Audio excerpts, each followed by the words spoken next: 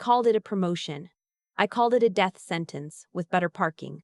When my mother called to tell me my sister was getting married, her voice had that particular warmth she reserved for announcements she knew would sting. "We're so proud of Tessa," she said. "She found such a wonderful man. A doctor." A pause, the kind that wasn't really a pause at all. "You should come. It would mean so much to her."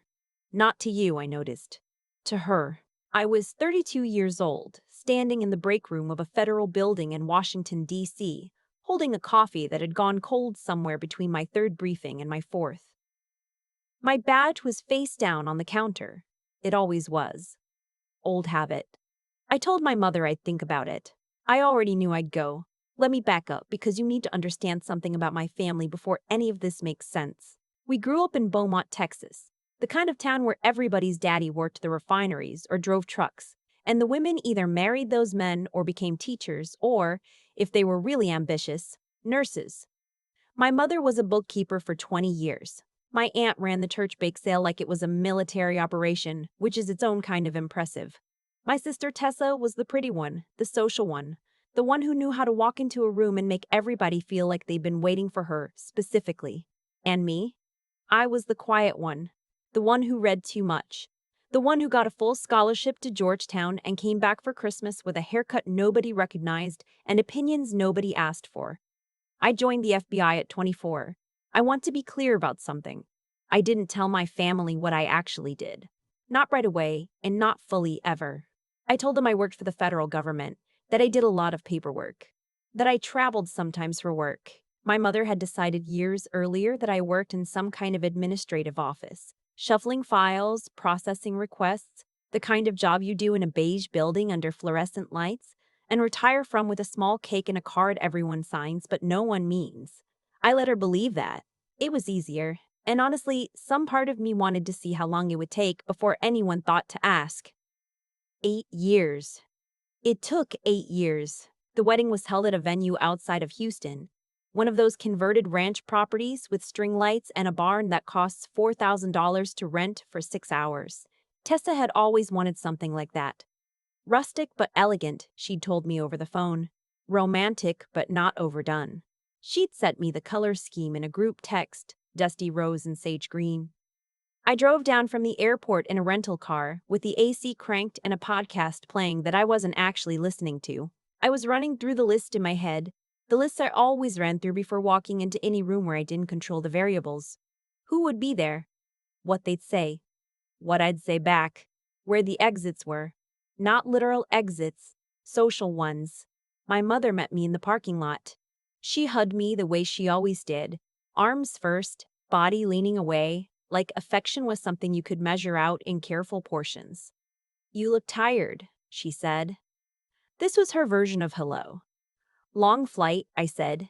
"You should eat something before the ceremony. You're too thin." This was also her version of hello. Inside, Tessa found me near the seating chart and grabbed both my hands and said I looked beautiful, which she absolutely meant, and that she was so glad I made it, which she mostly meant, and that she said, in the same breath, without stopping, "Don't say anything boring tonight, okay? Joel's family is fun. I need everyone to be fun." I smiled. "I'll do my best. You always say that," she said, and moved on. Joel, the groom, I hadn't met yet. He was somewhere with his groomsmen, doing whatever groomsmen do in the hour before a ceremony. I'd heard about him mostly through my mother's dispatches. He was an orthopedic surgeon, 38, divorced once, no kids, drove a nice car, had a house in River Oaks. My mother delivered this information the way you'd present a case to a jury. See? She found someone real. The implication being that I hadn't. The ceremony was beautiful. I'll give Tessa that. The vows were personal and slightly too long, and the flower girl dropped the basket entirely and just started walking, which was the best part. I sat in the third row on the bride's side and clapped when everyone clapped and teared up a little, genuinely because my sister looked happy, and whatever else was complicated between us, that part was real. The reception was when things got interesting. We were at the cocktail hour, a loose collection of round tables near the barn entrance, when Tessa's mother-in-law, a woman named Gloria, who wore her silver hair like a crown and had the particular energy of someone who ran the HOA and enjoyed it, came over to where I was standing with my mother. Introductions were made. Gloria asked what I did. Before I could answer, my mother said, "Oh, she works for the government. Paperwork mostly. Very quiet job." She laughed a little. "Not as exciting as what Joel does, that's for sure."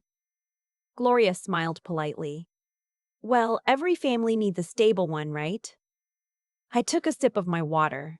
A few minutes later, Tessa materialized with a glass of champagne and that particular shine people get on their wedding day when everything feels like a movie they've been waiting their whole life to star in. Someone at the table asked about my work again. One of the other guests, a woman named Adrian who worked in commercial real estate and wore her curiosity like a second outfit. I opened my mouth. Tessa said, "She pushes paper at a federal building. Very important paper." She made the universal hand gesture for air quotes. "We're very proud," she laughed, and a few people laughed with her, and then the conversation moved on like water finding a new channel. I set my glass down. There it was, the thing I had been waiting for without knowing I was waiting for it. My mother caught my eye across the table. She had the look she always got. The one that said, "Don't make this a thing. Don't be the one who makes this a thing." I smiled at her. I picked my glass back up. I was not going to make it a thing. Dinner was served. I was seated near the middle of the room at a table with Joel's college friends and their spouses, which turned out to be fine. They were easy people, the kind who ask follow-up questions and mean them, who laugh at things that are actually funny. I talked to a man named Spencer who had done 2 years in the Peace Corps and was now in renewable energy, and we had a genuinely good conversation about water infrastructure in sub-Saharan Africa, and I thought, this is okay. I can do this. This is survivable. Then Tessa's maid of honor gave a toast that included the line, "And we're so glad her family is all here, even the ones who couldn't find a +1," which was directed at no one in particular, and therefore directed entirely at me. The table laughed. I laughed too, because what else do you do? Joel was watching from the head table. I noticed that. He had been watching on and off since the cocktail hour. Not rudely, not obviously, but with the particular attentiveness of someone trying to solve a problem they can't quite name. I hadn't thought much of it. People look at people. It's a wedding. You look. After the toast, he leaned over and said something to his best man, and his best man looked at me too. And then they both looked away and I filed it somewhere and moved on. The cake was cut. The first dances happened. Tessa and my mother had a moment on the dance floor that made my chest hurt in a way I won't try to explain here. I stepped outside for a while. Found a quiet corner near the edge of the property where the lights gave way to actual dark, and I stood there for a few minutes, just breathing.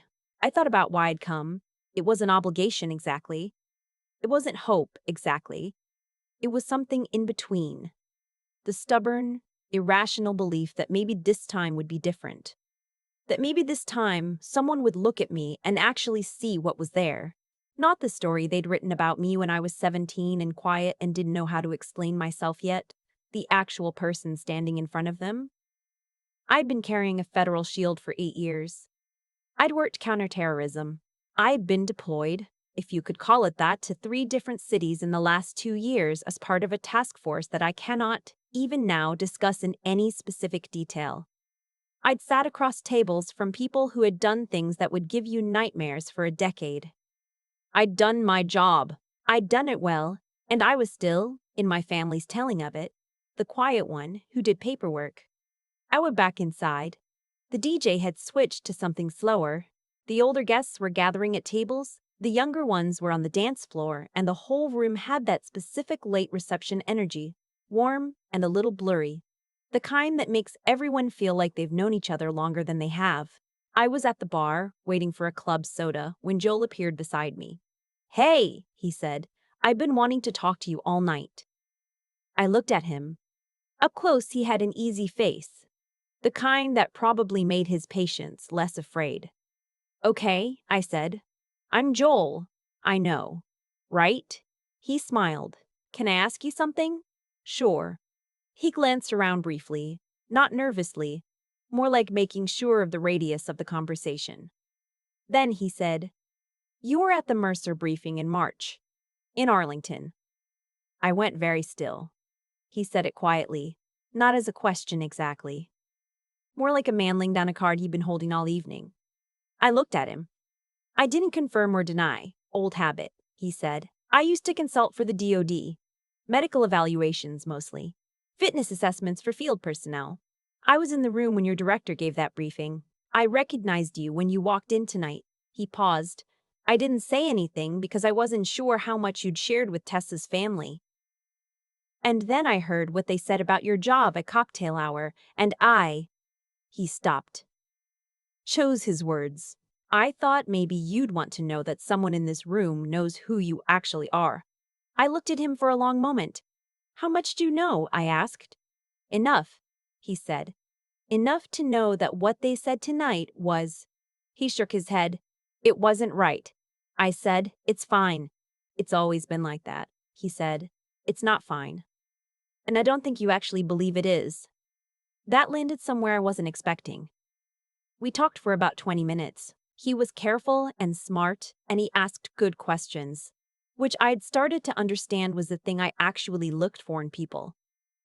He didn't ask me to explain myself or justify my choices or defend the gap between who I was and who my family believed me to be. He just talked to me like a person. At some point, Tessa drifted over.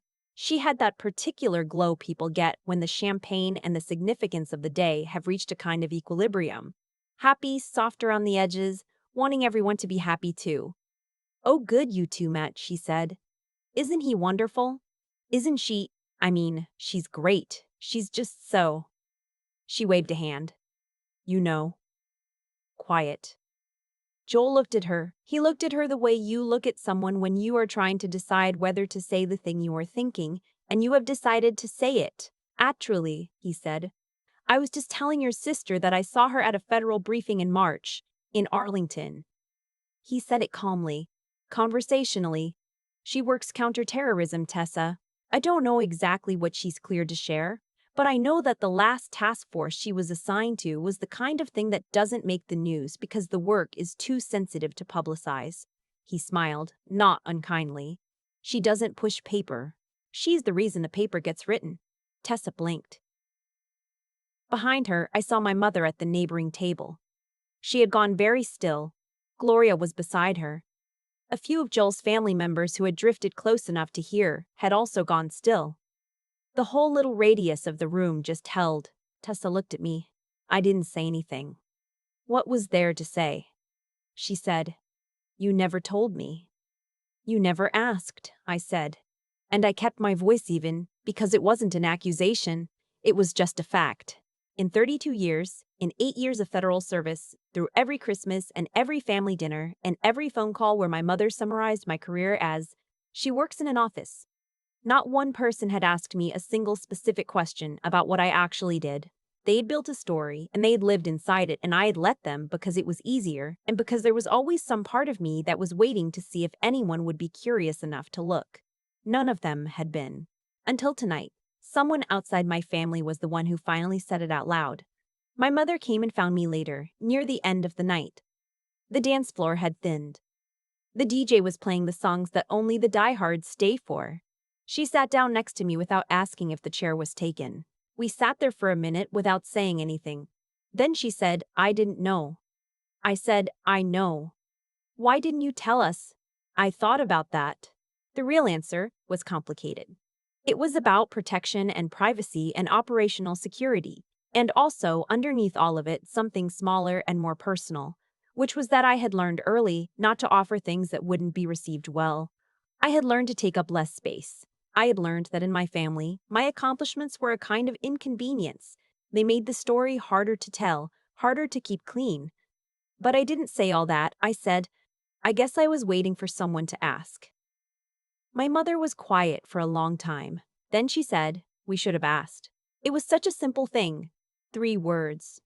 The kind of sentence that costs nothing and means everything, and arrives, as these sentences usually do, about a decade too late. I put my hand over hers. Yeah, I said, you should have. We sat there until the lights came up and the DJ played the last song and the venue staff started breaking down the table arrangements at the edges of the room. I flew back to DC 2 days later. On the Monday after I got back, I was in a meeting that I cannot describe in any detail, with people whose names I will not mention, doing the work that doesn't get summarized at family dinners. After, I walked to the coffee cart outside the building, and I stood in the November cold with a cup of something that was aggressively mediocre. And I thought about what my father had said to me when I was 19 years old and telling him I'd gotten the scholarship. He'd said, just make sure you know why you're doing it. Make sure it's yours. I'd thought about that a lot over the years. The why. Whether it was mine. Standing there in the cold, I thought about my mother's hand under mine. About Joel's face when he laid down that card. About Tessa, who had looked at me at the end of the night with something I hadn't seen on her face before. Not quite guilt, not quite wonder. Something closer to the expression people get when they realize the Mac they've been using is wrong, and now they have to figure out where they actually are. I didn't know what would happen with any of that.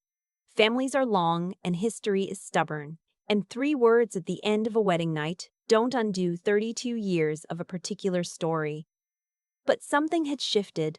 I'd felt it. The kind of shift that doesn't announce itself loudly, it just settles, quiet and permanent, like a door that has finally been allowed to close all the way. I finished my coffee. I went back inside. I had work to do. I keep coming back to something small. Not the moment in the ballroom. Not Joel's voice cutting through the noise of the reception. I keep coming back to the parking lot earlier that evening. My mother hugging me with her arms first and her body leaning away, like she'd already decided how much of herself to give before I'd even said hello. That's the thing about the stories people build around you. They don't start with a lie. They start with a small omission, and then another. And then one day you look up and the person they're describing doesn't look anything like you, and somehow you're the one who feels like a stranger. I let it happen. I want to be honest about that. For 8 years, I told myself it was operational security, or privacy, or just easier. And some of that was true. But underneath it was something simpler and harder to admit. I had stopped expecting to be seen. Not because the people around me were cruel exactly, but because I had learned, slowly and without noticing, that offering something real meant risking it being dismissed. And I was tired of offering and watching it land wrong. That's not strength. I thought it was, for a long time. I thought keeping quiet was a form of dignity. But there's a difference between choosing silence and hiding inside it. What Joel did that night, laying down that card quietly at the bar without drama, it wasn't just about setting the record straight. It was an act of basic moral clarity. He saw something wrong happening and he named it, at some personal cost, at his own wedding, in front of his own family. He didn't have to do that. Nobody would have blamed him for staying out of it, but he understood something I've been turning over ever since, that letting a false story stand unchallenged isn't neutral. It's a choice. And the people who don't speak up when they could, they're making a choice too. I've thought about what my mother said at the end of the night. We should have asked. 3 words. I've thought about what it takes to say something like that, to sit with the discomfort of having gotten someone wrong for decades and not deflect it, not explain it away, just let it sit there and be true. That took something. I don't want to take it for granted just because it came late. The thing I've learned, the thing this whole long, strange night actually taught me, is that the people who go the furthest are almost never the loudest ones in the room. They're the ones who kept going when there was no applause. Who did the work when nobody was watching and nobody would have known if they hadn't? Who built something real in the years when everyone else was busy deciding who they were going to be? Grit isn't glamorous. It doesn't look like anything from the outside. It looks like paperwork. It looks like a quiet job in a federal building. It looks like the sister who didn't bring a +1 and didn't have a good story for cocktail hour.